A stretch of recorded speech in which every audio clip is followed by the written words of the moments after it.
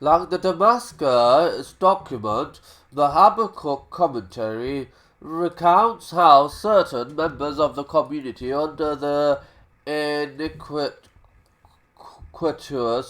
instigation of a figure identified as the liar, succeed break the new covenant and cease to adhere to the law.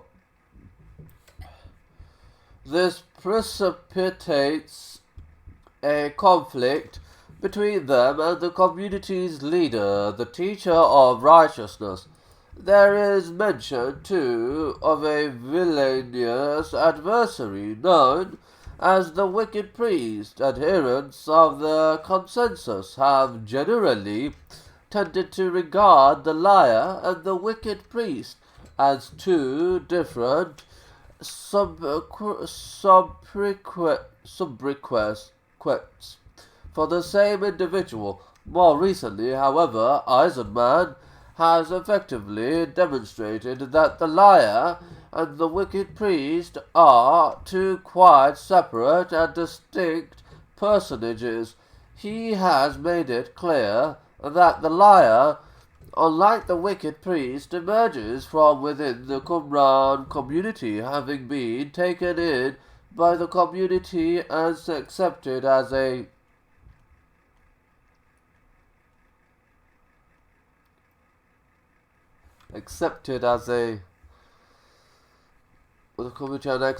member in more or less good standing. He then defects.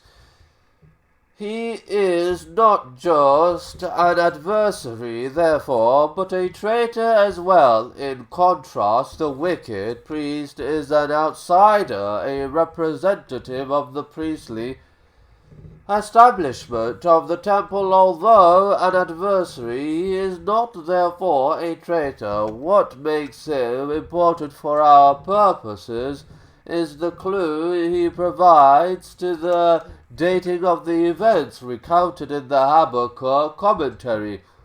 If the wicked priest is a member of the temple establishment, it means the temple is still standing and the establishment intact. In other words, the activities of the wicked priest predate the destruction of the temple by Roman troops.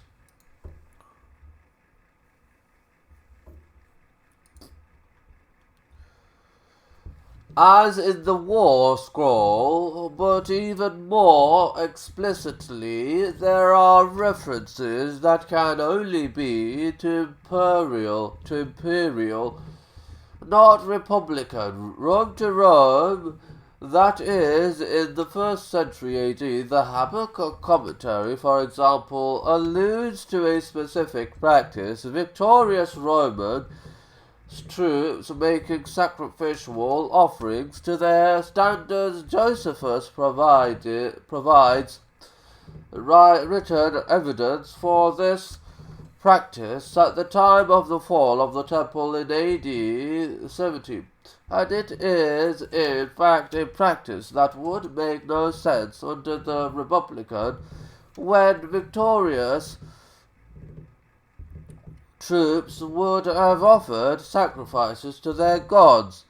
Only with the creation of the empire, when the emperor himself was accorded the status of divinity, becoming the supreme god for his subjects, would his image or token or monogram be emblazoned on the standards of his soldiers. The Habakkuk commentary, therefore, like the War Scroll, the Temple Scroll, and the Damascus document, points specifically to the Herodian epoch.